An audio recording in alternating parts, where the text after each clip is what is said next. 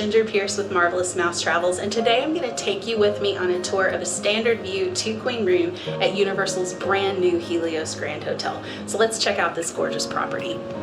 First, here off to my right, you can see we have a beautiful full-length mirror, and as we come into the room off to our left is where we'll find closet storage. You can see that there is an ironing board in here as well as an iron, extra pillows and blankets, and then this is also where the safe is located.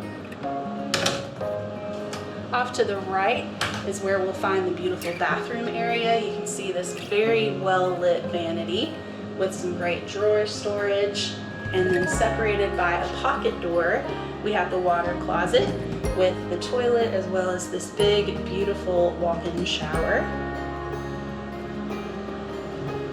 Off here we can see that this room does adjoin with the room next door. Here we have our beverage station with a Keurig style coffee maker, which does come stocked.